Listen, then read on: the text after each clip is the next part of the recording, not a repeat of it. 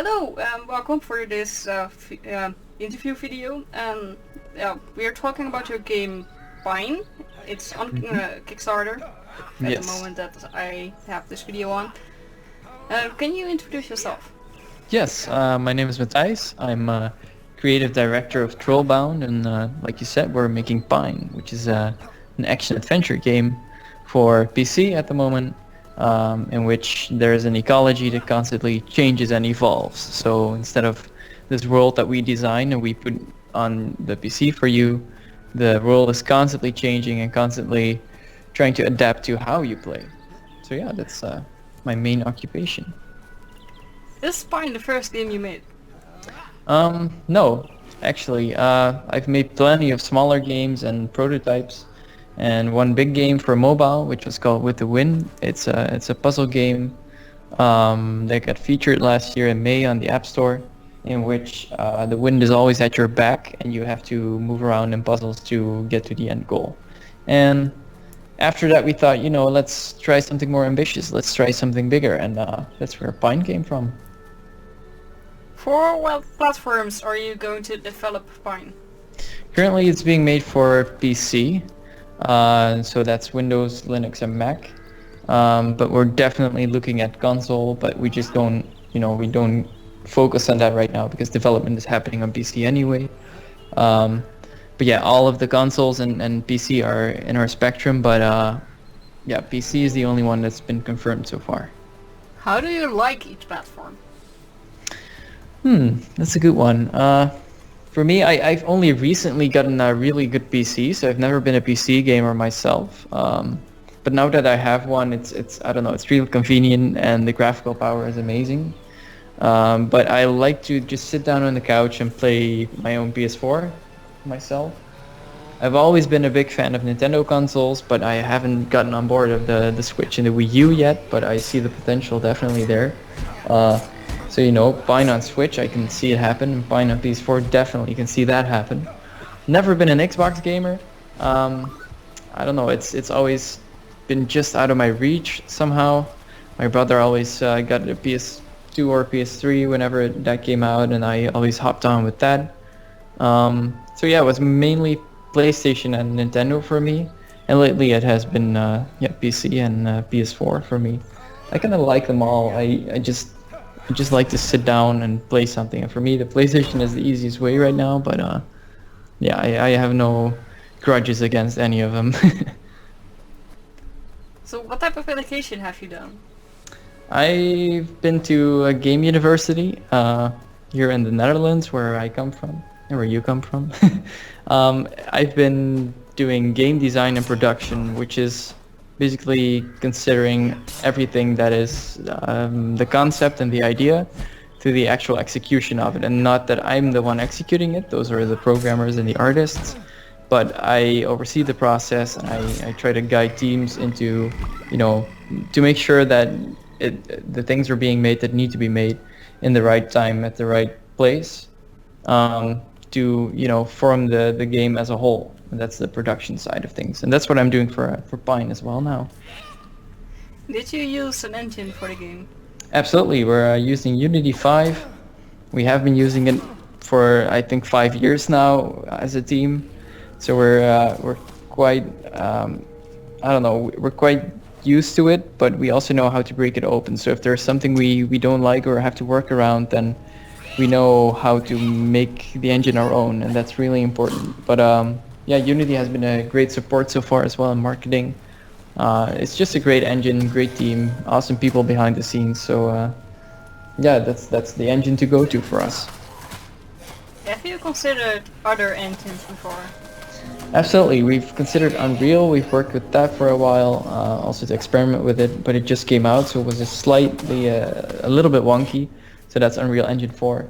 But right now I heard it's really, really good, and of course the graphical power is amazing as well. It's just that we're really fast in Unity, so we've always stuck to Unity, and they have great plans with it as well. So I don't know, I think both have pros and cons. It's like the new console wars, right? The engine wars. But yeah, I don't know. Unreal never stuck to us as much as Unity did, so yeah.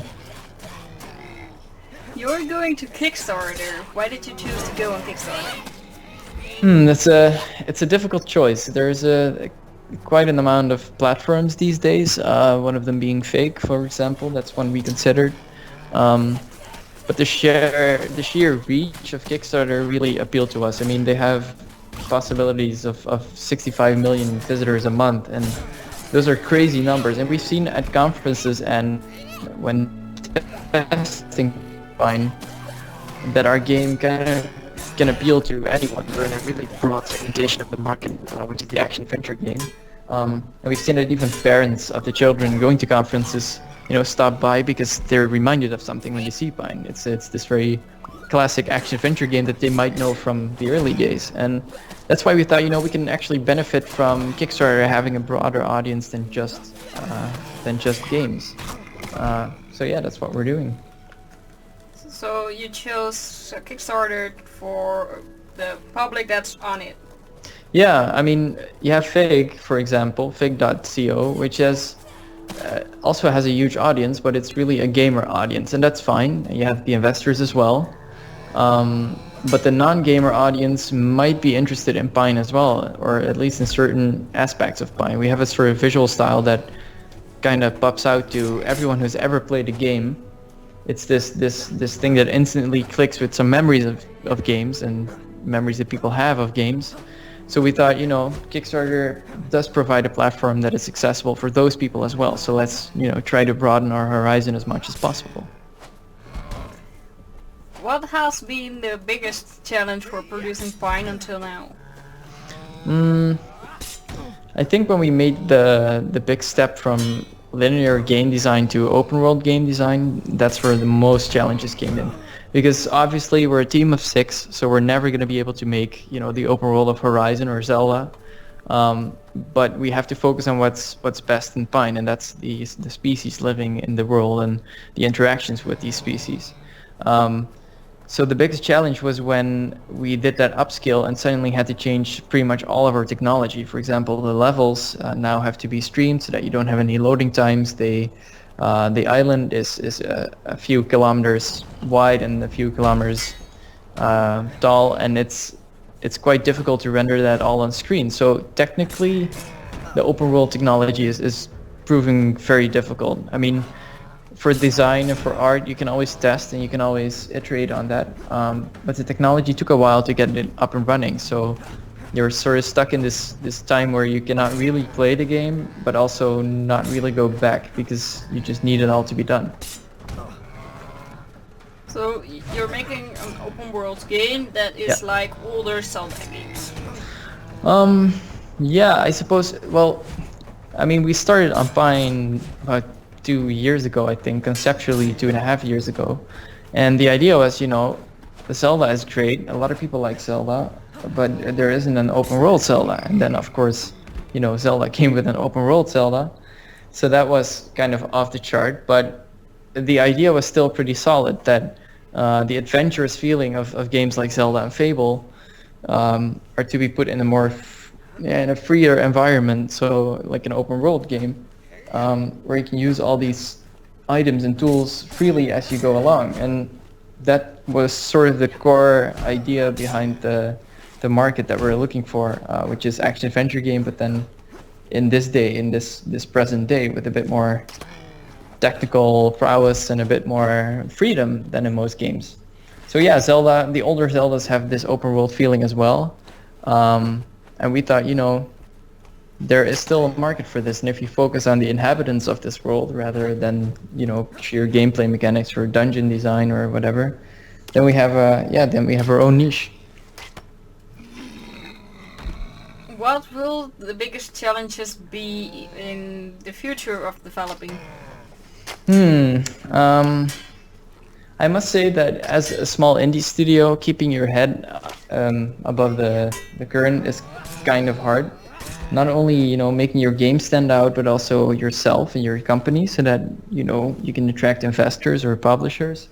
That's a pretty tough thing to do, especially on the background. If you're a small team, you have to divide the tasks among each one of you, and all of us are doing a little bit of design. But obviously, I want to do a lot of level design as well. But then a publisher calls, or you gotta pay the rent there, or you gotta do that, and sort of the business, combining the business with the development, that's pretty tough as a process. I think game-wise, what will be the toughest thing definitely is balancing all the species together. So when we have the island ready, when we have the open world ready, and we have sort of a dozen species in there, which are all different and fighting in different ways, it's going to be pretty tough to balance them and make them all fun to ally with and to make enemies with. So yeah. So you're making a lot of different enemies. Yeah. The thing is, we wanted to step away from the idea of enemies because they don't have to be enemies. We call them species, which is just that, which just means that they're sort of an organism that is alive on the island. But all these species are handled and developed in the same way. So if you can ally with one of them, you can also ally with the others. It's kind of reminiscent of the Nemesis system in Shadow of Mordor. I don't know if you're familiar with that.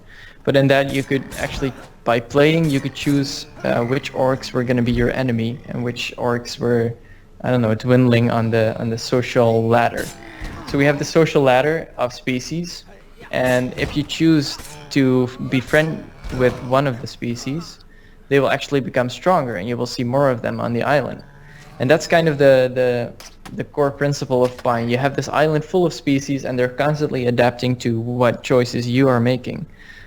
So instead of calling them enemies, we call them species, because you can also ally with them and fight with them instead of against them. So then you get wars with one species against the other species. Yeah, exactly. And sometimes... Is it possible to be friends with all the species? No, there has to be a balance on the island, and that's sort of an ecological rule. You cannot be friends with all of them, because you're gonna bite some in the ass if you fight with some of them. So, for example, you walk onto the fields, you see two species fighting. You can completely ignore this fight, or you can actually interrupt and help either one of the species. Or you can, fight with both of them, but that's usually not very smart. But it's up to you, by just playing, which species you'd like to be stronger in the social ladder of the island. And that's kind of a mechanic that's working pretty well. And as you said, you can fight with a certain species to become enemies with another. So you got to be pretty diplomatic and pretty smart about it. And what if you make the wrong choice? Is that fixable later, or do you have to restart the full game? No, I think it's not as binary as, making a right or a wrong decision. If you have a species that doesn't prove worthy in the end, then I do think you can always fix it during the game. I mean, if you then start to fight with them, they will start to dislike you, while their enemies will start to like you more, because you're choosing the other one's side. So yeah, in the end, you never have to restart a game. It's just that making choices need to be pretty conscious if you want the right allies. And are these species, are it like animals or humanoids, that kind of stuff? Yeah. Basically, what we did is Pine is set on an island where there's a different evolutionary course than in our world. So humans actually never reached the top of the food chain, but instead other animals got the chance to develop culture and tools and grow as a species. So for example, we have a caribou, which is sort of a deer-like creature, a moose. And their natural enemy in our world is a wolf. But we imagined, what if they actually found a way to overcome these wolves? So now the caribous in our game, which we call Cariblin, they're very aggressive, and they wear wolf skin. They overcame their natural enemies in our timeline, and they actually develop tools and culture and language to cultivate themselves better than humans. So, and all of these species have this in their basics. They find their way in this new world in a more cultured way. So basically, they evolve like humans. You said you have been working on Pine for over 2 years now. Yeah. How long will it take before Pine is actually done? That will be another 2 years actually, or 1.5 years roughly. the thing is that the 2.5 years before this, we've been working on Pine full-time for a year, but before that there was a lot of concepting. Because all of this came out of the idea of making a game that actually listens to what the player does, and a game that changes based on the choices you make. So we needed a lot of prototyping and a lot of testing and concepting before we actually started making anything. And once that worked out, we started last year in February. So for 1 year and a bit, we have been doing this full time. And then in the fourth quarter of 2018, we want to release. So it's quite a long time to go. But yeah, like I said, the balancing is going to take quite a bit of time. Did you get any help from the industry to develop and promote Prime? Well, like I said, Unity has been helping a lot with promoting it, or at least, you know, we got a Unity Award last year in November in Los Angeles, which was a pretty big thing for us. It opened quite a few doors. But in general, you know, if you ask anyone from the industry, I mean, we've been talking to people who worked on Fable, and you know, they see Pine and they think of Fable, and everyone gives you sort of support. But so far, we have been doing it on our own, apart from a small government grant that we got last year in October, which allowed us to continue for a few more months. But industry-wise, yeah, like I said, Unity is helping us a little bit, and for the rest, it's just us. How did you manage that the government was supporting you? Well, you can sign up for, well, sign up sounds a bit easy, but you can apply for a government funding, and that's always a certain amount of money for a very specific goal. And for us, it was setting up the Kickstarter. So a few months ago, we said, you know, we need just a little bit more money to actually finish that Kickstarter and make it the best we can. So that includes making a trailer and making images and prototyping, etc. And once that is done, you finalize the assignment, and all you got to do is, you know, apply for that and give them the trust in your project. So you got to make sure that they think you can actually make it. So we wrote the application, and luckily enough, we convinced them, and we got the small grant. Do you have a demo to be on your Kickstarter page? Sorry, what? Do you have a demo that will be on your Kickstarter page? Actually, no. We don't want to release our demo publicly because what we've seen is that the demo works really well on conferences, etc. But since the first demo that we made, the game has grown so much that the demo that is most polished right now is not representative of the game anymore. So the open world mechanics, etc., like I said, they took a while to develop, and ever since, this technology has never been made into a new demo. So if we would publicly release a demo, people would not see Pine as it is right now, and that would be a shame. So we are releasing it to press and YouTubers, because it's still a pretty interesting demo. It focuses on the basic combat AI and the adapting AI, but it's not interesting enough for the majority of players. Did you notice the decline from making money for indie games in the industry? Yes, I worked at different studios as well, and what we always saw is that there were a lot of surprising moments where, you know, 3 years ago you would have gotten a lot of attention, or you would have sold 100,000 copies, and right now it's just sort of a struggle for survival, which is kind of a funny theme considering our game. Yeah, this happens a lot, that you see that the decline in indie games is really, some studios are just closing down because of it, and it's kind of a shame. But there are more and more indie games out there, and it's hard to get noticed. So we gotta fight hard these days. What type of games do you play in your free time? I guess similar games to Pine. I'm a big fan of the action-adventure genre. Right now I'm playing the Uncharted collection, for example, so Uncharted 1, 2, and 3. I don't know, I kind of like just getting to the role of a hero in the game, and having a lot of options, following a story, looking at gorgeous visuals, etc. Although I must say that the last part, looking at gorgeous visuals, has become bigger and bigger. Like, as a developer, you're really interested in what other teams are doing technically as well. So Yeah, I've been looking a lot of the prettier games on PS4, and you know, sometimes a multiplayer game with my girlfriend or with friends, and I don't know. I try to check out as much as possible.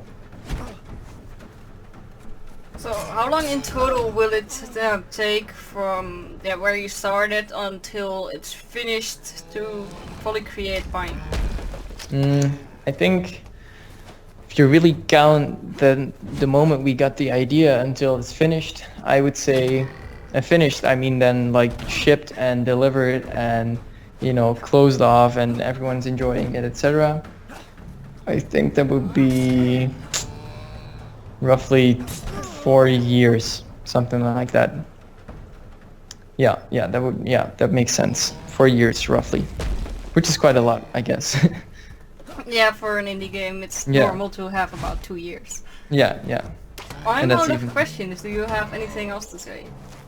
Not really. We're going to Kickstarter on Thursday, and it's going to be really, really exciting. We're all a bit nervous, and that's an understatement.